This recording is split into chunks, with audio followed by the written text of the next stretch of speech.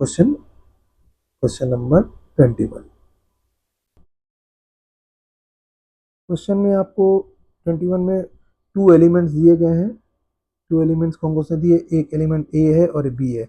एक कंपाउंड बना रहे हैं AB2 और दूसरा AB4 बना रहे हैं, दो कंपाउंड बना रहे हैं। कह रहा है when dissolve in 20 gram of benzene, benzene में गोले आ रहे हैं तो 1 gram of AB2 lower the freezing point by 2.3 के, और जब 1 ग्राम ऑफ AB4 के लिए ले रहे हैं तो ये, तो आपको सिंपली अगर थोड़ा सा इजी करना है तो एक लाइन इसको खींचिए इस तरीके से और दो सोल्यूशन लिख लीजिए। कंपाउंड AB2 और ये क्या है, AB4 है। ठीक। अब अगर हम मॉलिक्यूलर मास इसकी बात करें तो मॉलिक्यूलर मास क्या होगा, A+2B। इसका मॉलिक्यूलर मास की बात करेंगे तो कितना हो जाएगा, A+4B। दोनों के मॉलिक्यूलर मास आ गए। अब हमें वेट भी दिए हुए इसके कितने कि ए 1 ग्राम ऑफ AB2, अगर इसका देखें तो ये 1 ग्राम दिया हुआ है और इसका वेट देखें तो कितना दिया हुआ है, सेम दिया है 1 ग्राम, दोनों के 1 ग्राम वेट दिए हुए हैं। अब क्या कह रहा है क्वेश्चन में, 20 ग्राम बेंजीन है, चलिए सॉल्वेंट है, ये तो हो गया। 1 gram ABT lowers the freezing point by 2, lowers the freezing मतलब डिप्रेशन इन फ्रीजिंग पॉइंट, तो सीधे सीधे आपको क्या दिया, डेल्टा TF दिया हुआ है। कितना दिया हुआ है, 2.3 के दिया हुआ है। और जब इसको लोअर्स करता है AB4 वाला तो लोअर बाई 1.3 के, तो इसका फ्रीजिंग पॉइंट कितना दिया हुआ है, 1.3 के। दोनों के फ्रीजिंग पॉइंट भी आ गए। अब यहाँ पे ये जो दिया है ये W स्मॉल है, ये क्या है, सॉल्यूट है। ये भी यहाँ पे क्या है, सॉल्यूट है जो दिया कंपाउंड बन रहा है। और सॉल्वेंट यहाँ पे क्या है, बेंजीन है। सॉल्वेंट क्या है, बेंजीन है यहाँ पे। तो अब देखिए फॉर्मूले में क्या होता है, आपको जब भी फ्रीजिंग पॉइंट दे दिया है तो कॉलिगेटिव प्रॉपर्टी होती है। फिर लिख देता हूँ मैं इसको, कॉलिगेटिव प्रॉपर्टी है डिप्रेशन फ्रीजिंग पॉइंट वाली। जैसे ही डिप्रेशन या एलिवेशन आए फ्रीजिंग पॉइंट में तो आप समझ जाइए, तो डेल्टा TF का फॉर्मूला होता है, ये फॉर्मूला है मोलरिटी इनटू के फ्रीजिंग पॉइंट। सिमिलरली इधर भी लिख दीजिए m डॉट, क्योंकि दोनों के लिए है। A और B की वैल्यू आपको निकालनी है इसलिए इस तरह दिया हुआ है। अब मोलर डिप्रेशन कांस्टेंट बेंजीन कितना दिया, KF, तो आपको देखिए KF भी यहाँ पे दे दिया हुआ है। KF यहाँ पे कितना दिया हुआ है, 5.1। यहाँ पे भी KF कितना हो जाएगा, 5.1। डेल्टा TF 2.3 आपको दिया है। मोलरिटी आपको निकालनी है। मोलरिटी क्या होता है, number of moles of solute upon, तो पहले number of moles of solute निकालिए 1 अपॉन, अब मॉलिक्यूलर मास है तो मॉलिक्यूलर मास को आप सिंपली ये m मान लीजिए। भी अभी ये मॉलिक्यूलर मास मान लीजिए कि उसको बाद में वैल्यू निकल आएगी तो पुट कर देंगे अपॉन, फिर क्या होगा, weight of solvent, weight of benzene है। बेंजीन यहाँ पे क्या है, सॉल्वेंट है। W ये कितना है, 20 ग्राम। यहाँ पे भी बेंजीन है, कितना है, 20 ग्राम, दोनों को सिम करा रहा है इससे।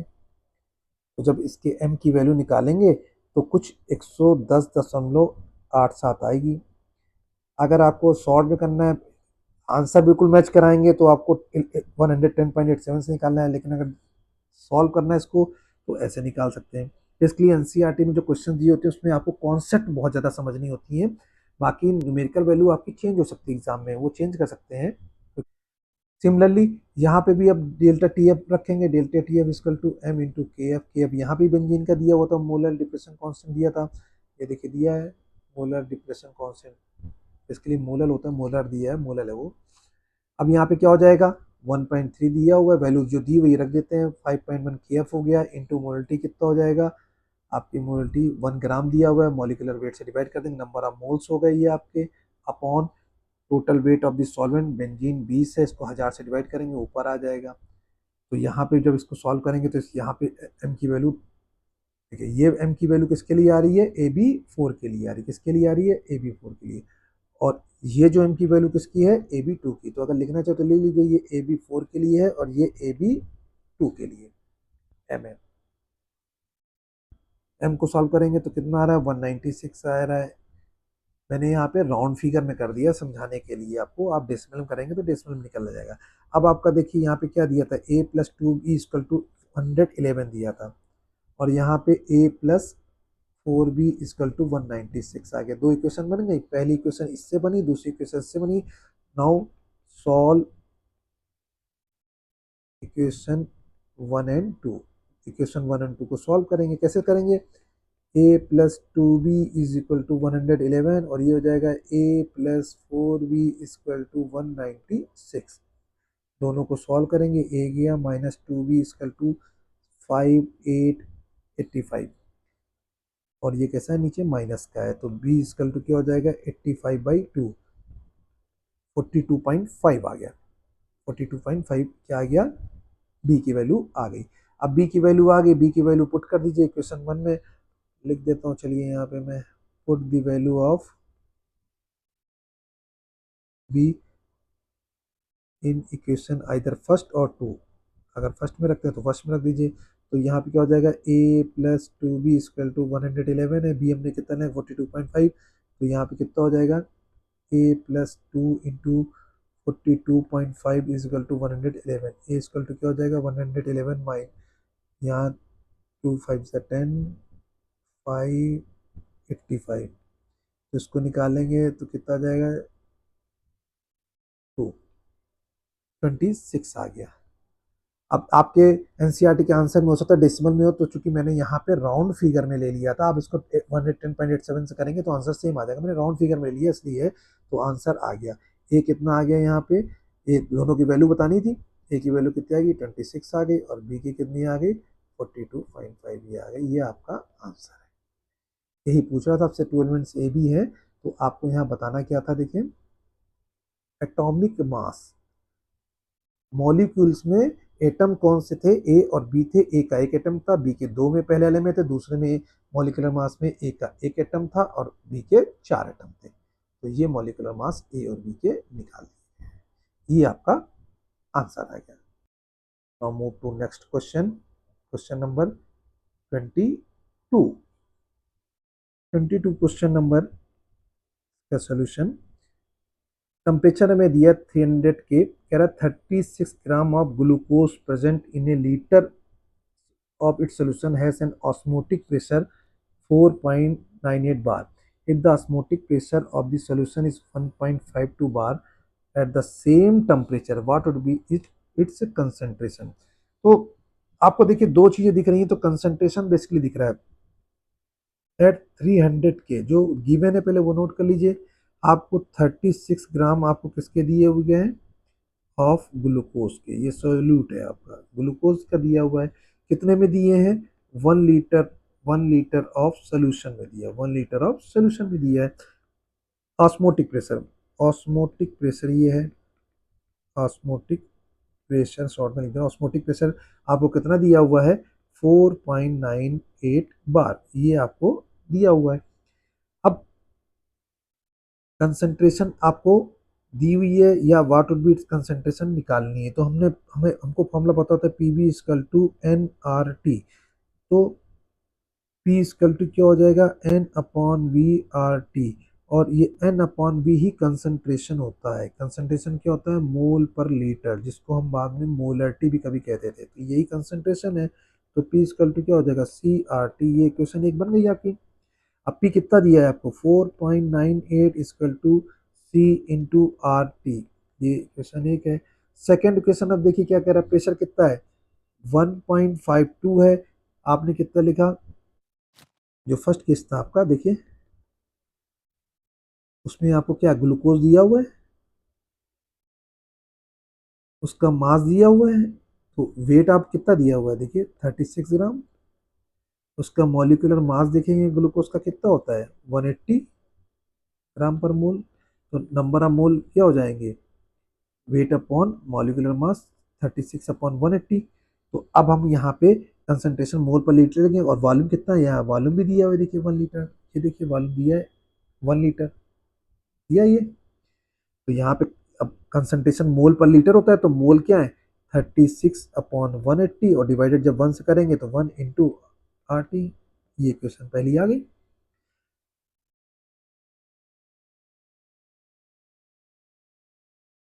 पहली इक्वेशन ये आ गई 4.98। दूसरे में आपका 1.52 दिया है, तो आप 1.52 लिख दिए 1.52। अब इसका कंसंट्रेशन आपको निकालना, तो कंसंट्रेशन मोल पर लीटर होता है, तो यहाँ पे कुछ दिया नहीं तो निकालना है, और ये आरटी हो जाएगा। तो क्या हो जाएगा, very simple, dividing equation first by equation 2, equation 1 को इक्वेशन 2 से डिवाइड कर दीजिए। तो 4.98 अपॉन 1.52 इक्वल टू क्या हो जाएगा, 36 अपॉन 180, और चूंकि डिवाइड कर रहे हैं तो ये c नीचे आ जाएगा 1 अपॉन c। अब c जब आ गया है तो अब देखिए इसको डिवाइड करेंगे तो 36 5 हो जाएगा, ये 1 अपॉन 5 हो गया।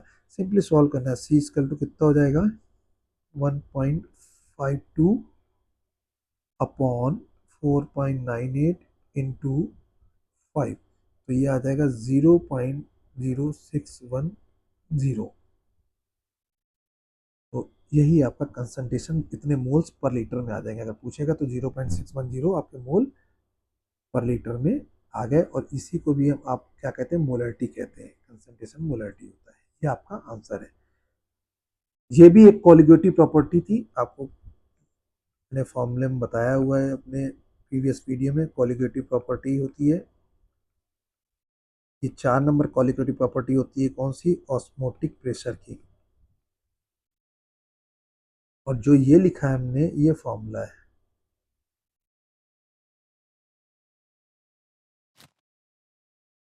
अच्छा, next question is question number 23। Suggest the most important type of intermolecular attractive interaction, किसमें होगा in the following pairs, n hexane n n octane पहला है, I2NCCl4 iodine and carbon tetrachloride, sodium chlorate and water, methanol and acetone, and last one fifth is acetonitrile and acetone. तो पहला part हमारा ये है, n hexane n n octane. अब देखिए n hexane और एन ऑक्टेन में क्या है कि डिस्पर्शन लंडन फोर्स इसमें लगता है, because both are non polar, इसमें लिखा हुआ है। क्योंकि देखिए एन हेक्सेन क्या होता है, ये एन हेक्सेन है 1 2 3 4 5 6, अगर मैं इसको बोलूँ 1 2 3 4 5 6 कार्बन एटम होगा तो 6 कार्बन होता है हेक्सेन, तो एन चेन है तो एन हेक्सेन। ये कैसा है, नॉन पोलर है। अब इसमें देखिए 1 2 3 4 5 6 7 8, ये 8 इसमें कार्बन एटम है तो क्या हो जाएगा, एन ऑक्टेन, ये भी नॉन पोलर है।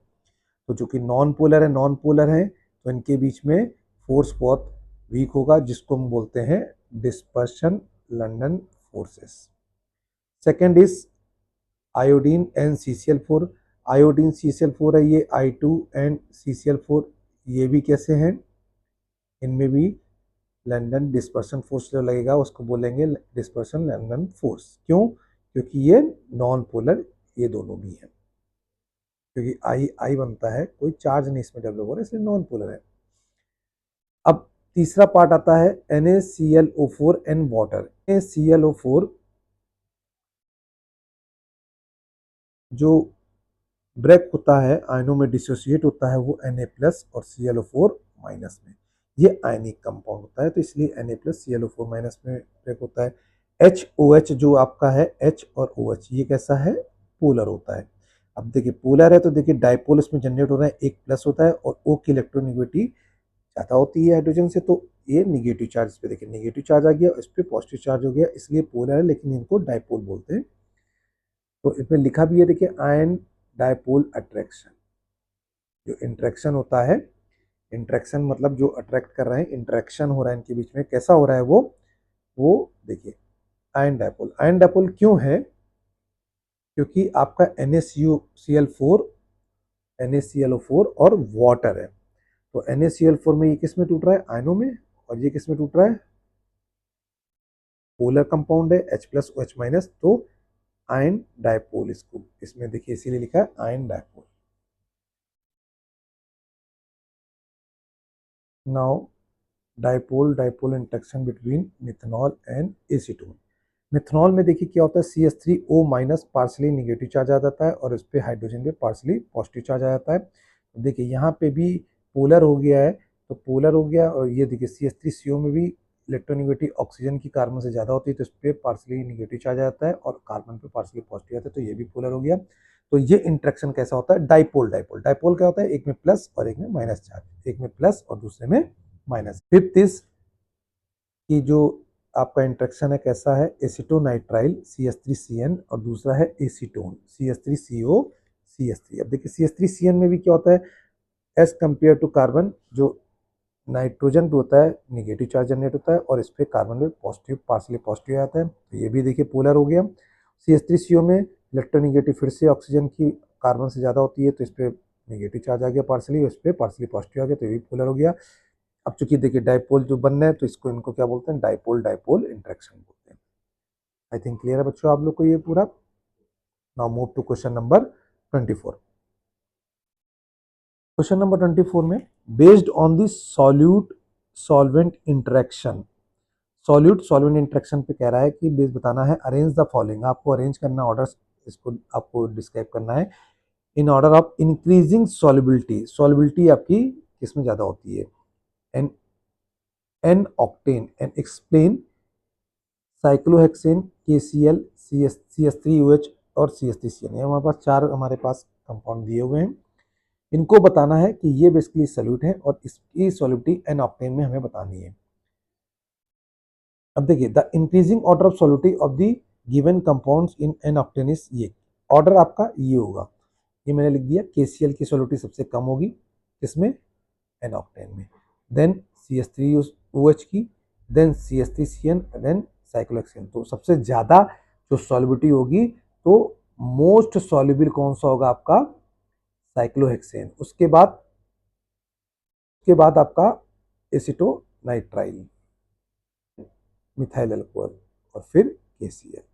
क्यों होता है मैं जैसा आपको एक्सप्लेन कर देता हूं। Cyclohexane is completely soluble in an octane. क्यों, एन ऑक्टेन आपका कैसा कंपाउंड है, ये आपका ऑर्गेनिक कंपाउंड है, इसमें क्या होता है, ये नॉन पोलर होता है, तो हमने पढ़ रखा है लाइक डिजॉल्व इन लाइक, ये देखिए पढ़ रखा है हमने, सॉल्युबिलिटी क्या होती है, like dissolve in like, means अगर पोलर कंपाउंड है तो पोलर में डिजॉल्व अच्छा हो जाएगा, नॉन पोलर है तो नॉन पोलर में डिजॉल्व होगा। लेकिन अगर मैं बोलूं कि अगर पोलर कंपाउंड है और नॉन पोलर में डिजॉल्व कर रहे हैं, या आयन वाला कंपाउंड है उसको नॉन पोलर में कर रहे हैं, तो वो अच्छा सॉल्युबल नहीं होगा, उसकी सॉल्युबिलिटी वहां पे क्या होगी, कम होगी। जैसे KCl KCl इनसॉल्युबल होता है, ये बेसिकली इनसॉल्युबल, सॉल्युबल है नहीं, क्यों, क्योंकि KCl आयनिक कंपाउंड है, जब इसको इसको इसका एक्वस सॉल्यूशन इसको जब ब्रेक करते हैं आयनों में तो किस में टूटता है, K प्लस में टूटता है और Cl माइनस में, तो ये कंप्लीटली डिसोसिएट हो जाता है, ये आयनिक कंपाउंड है। और एन ऑक्टेन हमारा क्या है, एन ऑक्टेन हमारा ऑर्गेनिक कंपाउंड है, तो ये इनसॉल्युबल हो जाता है। CH3CN और CH3OH की बात करें तो बोथ पोलर है, लेकिन हमें जैसा पता होता है फॉन, फ्लोरीन, ऑक्सीजन, नाइट्रोजन, तो ऑक्सीजन की इलेक्ट्रोनेगेटिविटी होती है नाइट्रोजन से ज्यादा होती है, oxygen is more electric than that of nitrogen. तो अब पोलरिटी की बात करेंगे तो अगर ये ज्यादा पोलर हो जाएगा CH3CN से तो इसकी सॉल्युबिलिटी क्या हो जाएगी, कम हो जाएगी, तो सॉल्युबिलिटी ऑफ CH3CN जो होगी in octane with will be more than CH3OH in octane, क्योंकि ऑक्टेन हमारा एन ऑक्टेन कैसा है, नॉन पोलर है, और ये दोनों क्या थे, पोलर थे, लेकिन because of more electronegative CH3OH is less soluble as compare to CH3CN। देखिए यहाँ लिखा है ना, CH3 लेस पोलर, ये एन ऑक्टेन नॉन पोलर। ये आपका ऑर्डर हमने बता दिया था पहले ही, तो क्लियर है। Now move to next question, question number 25। Amongst the following compound, identify which are insoluble, partially soluble and highly soluble in water। अब देखिए अब हमारा सॉल्वेंट की तरह क्या यूज हो रहा है, वाटर यूज हो रहा है। अब आपको तीन चीजें बताई हैं, एक तो इनसॉल्युबल बताना है कि बिल्कुल भी सॉल्युबल नहीं है, दूसरा पार्शियली सॉल्युबल, थोड़ा सॉल्युबल हो सकता है, हाईली सॉल्युबल मतलब पूरा सॉल्युबल वाटर में हो गया है। हमें कंपाउंड कौन कौन से दिए गए हैं, 6 कंपाउंड दिए, एक फिनॉल दिया है, दूसरा टॉल्यूइन दिया है, तीसरा फॉर्मिक एसिड दिया है, चौथा एथाइलिन ग्लाइकॉल दिया है, पांचवा क्लोरोफॉर्म है और छठा पेंटेनॉल है। पहला है आपका फिनॉल। फिनॉल का स्ट्रक्चर कैसे होता है, बेंजीन रिंग होती है, उससे OH जुड़ा हुआ होता है। अब फिनॉल की बात करें तो ये जो बेंजीन रिंग्स होती है इसको क्या बोलते हैं, C6H5 बोलते हैं। ये आपका कैसा पार्ट हो जाता है, नॉन पोलर, देखिए ये नॉन पोलर पार्ट है 6, और OH जो है इस पे इलेक्ट्रोनेगेटिव होती है, तो ये कैसा हो जाता है ये आपका पोलर पार्ट हो जाता है। ये आपका कैसा है, पोलर है। तो इलेक्ट्रोनिगेटिविटी, क्योंकि O की इलेक्ट्रोनिगेटिविटी क्या होती है, हाइड्रोजन से ज्यादा होती है, तो इसमें फिर से डायपोल पोल्स होते हैं, जनरेट हो जाते हैं। देखिए पार्सली निगेटिव और ये पार्सली पॉजिटिव। HOH कैसा है आपका, पोलर है। ये सॉल्वेंट था आपका, यही तो आपका सॉल्वेंट था, इसमें बता रहा था कि कौन सा इंसॉल्युबल सॉल्युबल होगा। तो O इलेक्ट्रोनिगेटिव, ये देखिए H पार्सली पॉजिटिव चार्ज आ गया, इस पे O पे पार्शियल निगेटिव चार्ज आया। OH क्या है आपका, जो है वो पोलर है, और C6H5 क्या है, नॉन पोलर है। तो देखिए दोनों का मिक्सचर है, पोलर और नॉन पोलर का, इसलिए फिनॉल जो है ये पार्शियली सॉल्युबल होता है इन वाटर। ये देखिए लिखा है non polar and polar, OH is polar. फिर से वही आ गया statement, like dissolves in like, like dissolves like. टॉलिन, टॉलिन में क्या होता है, बेंजीन रिंग होती है C6H5। अब यहाँ वो जैसे फिनॉल में OH लगा था, यहाँ पे क्या लगा होता है, CH3 लगा होता है। अब देखिए यहाँ पे CH3 लगा है तो कोई इलेक्ट्रोनिगेटिव तो है नहीं, कार्बन कार्बन की सेम हो जाएगी। तो अब यहाँ पे क्या होता है, ये नॉन पोलर हो गया कंपाउंड। टॉलिन कैसा हो गया, नॉन पोलर, और वाटर कैसा था, पोलर। तो अब टॉलिन इज इनसॉल्युबल, क्योंकि नॉन पोलर जो कंपाउंड होता है पोलर में डिसॉल्व नहीं होता है, इसलिए क्या कह रहा है, टॉलिन is non polar while H2 is polar. तो इसका आंसर क्या आ जाएगा, इनसॉल्युबल। SCOH हमारा फॉर्मिक एसिड है, ये हाईली सॉल्युबल होता है क्योंकि ये वाटर के साथ हाइड्रोजन बॉन्डिंग बनाता है। Fourth is ethylene glycol. Ethylene glycol को इस तरह लिखते हैं CH2OH, सी किसी के में सिंगल बॉन्ड होता है, और OH। अब देखिए यहाँ पे दो H ग्रुप जुड़े हुए हैं, तो OH यहाँ पे भी हो गया, तो बॉन्डिंग करता है, इलेक्ट्रोनेगेटिव एटम के साथ बना रहा है, तो ये वाटर में हाईली सॉल्युबल होता है because of two polar OH group which forms hydrogen bonding. Fifth is chloroform. Chloroform क्या होता है, CHCl3। क्लोरोफॉर्म को क्या बोलते हैं, CHCl3। ये इंसॉल्युबल है। क्यों इंसॉल्युबल है, क्योंकि unable to form hydrogen bonding with water, ये वाटर के साथ हाइड्रोजन बॉन्डिंग नहीं बनाता है, इसलिए ये इंसॉल्युबल होता है। Last part six is pentanol. Pentanol में क्या होता है, 5 कार्बन है, देखिए 1 2 3 4 5, पांचवें पे ऑल जुड़ा है, कोई जुड़ा तो IUPAC नाम इसका हो गया पेंटानॉल। ये कैसा है, इतना पार्ट का 5 कार्बन तक ये पार्ट कैसा था, नॉन पोलर था, लेकिन जो कि OH जुड़ा हुआ है, लाइक बिल्कुल आपका जो हमने अभी आपको बताया था फिनॉल की तरह, वो एरोमेटिक था, कार्बन एटम जो थे, और ये कैसे हैं, एलिफेटिक कार्बन चेन है। तो यहाँ पे OH क्या है, पोलर है, तो ये कैसा होता है, पार्सली सॉल्युबल हो गया, OH is polar and C5H11 is non polar, तो ये वाटर में पार्सली सॉल्युबल होता है। बच्चों आज हमने NCERT के चैप्टर 1 सॉल्यूशंस के 25 क्वेश्चन कंप्लीट कर लिए हैं। इसके पहले के जो 20 क्वेश्चन थे वो हमने अपने चैनल मनु की पाठशाला में अपलोड कर दिए थे। अब आपको ये वीडियो कैसा लगा, आप अपने कमेंट्स हमको चैनल पर ज़रूर बताइए, और अगर वीडियो आपको पसंद आया हो तो आप शेयर करिए और चैनल को सब्सक्राइब करिए। Thank you very much.